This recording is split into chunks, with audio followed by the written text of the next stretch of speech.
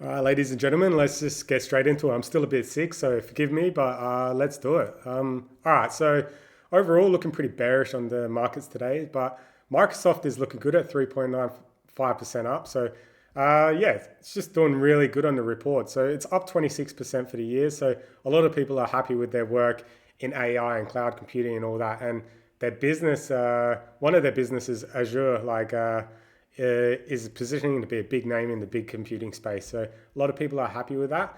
The interesting thing is it's got a $4 million market cap. I never saw it, but when I clicked on it, um, yeah, when I clicked on it, it was down to 3.3965. Pretty crazy that it hit 4 trillion.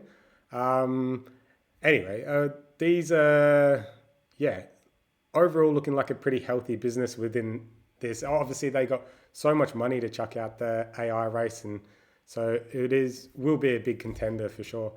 All right, so we'll move on to Meta. So Meta's up 11.25%. So same kind of thing. It's just had a good reports back from yeah, a lot of their AI and stuff is starting to work out within like Facebook and all their marketing, like Instagram and stuff. So they've put a lot of money up front, and people are happy about that. You're starting to see it through a bit of revenue coming back. So yeah, before we go on, could we get maybe up to 13 subs?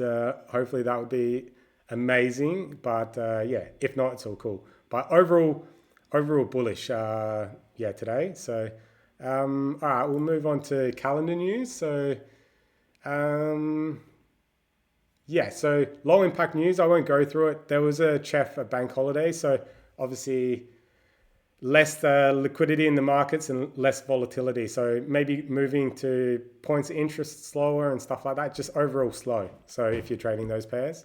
Um, all right, so we got the first orange folder. So the consumer price index is all goods bought by us, the consumers, pretty much. So um, that's excluding a couple. So CPI flash estimate is it is your core plus more data. So it's including food, energy, alcohol, and tobacco. So it's pretty much all of everything in the consumer price index, I guess.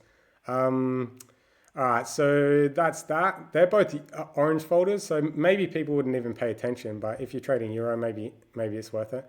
So USD, it's got average hourly earnings, so month over month. So just your difference between an average, I'm pretty sure an average just worker, yeah, they're how much they're taking home and all the rest. So that's pretty straightforward.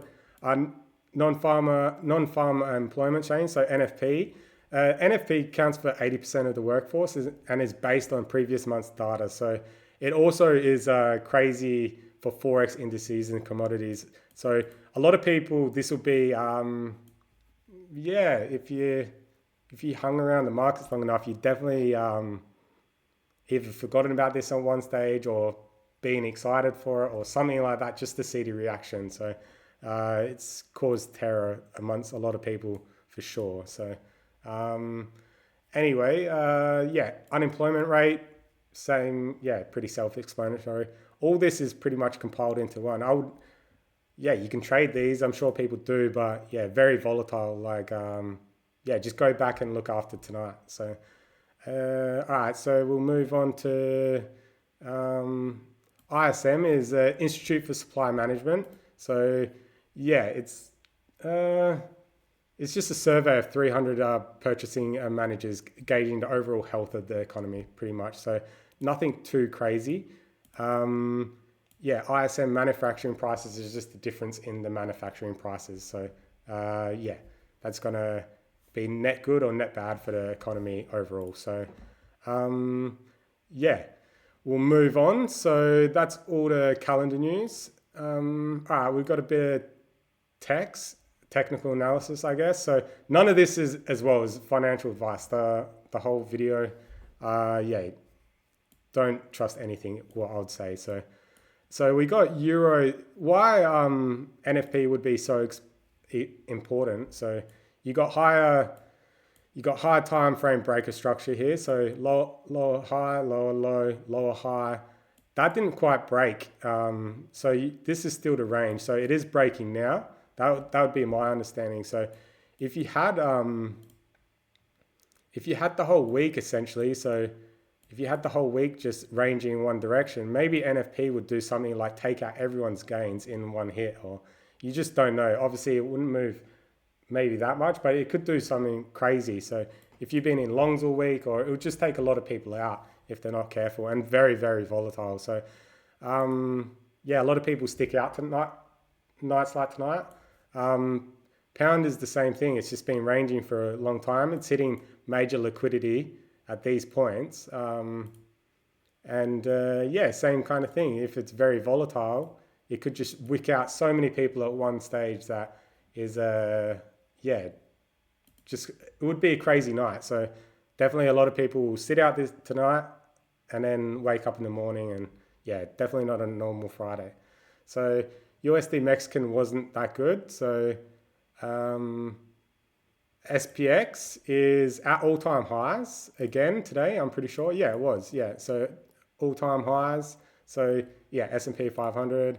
The NASDAQ is at all-time highs again.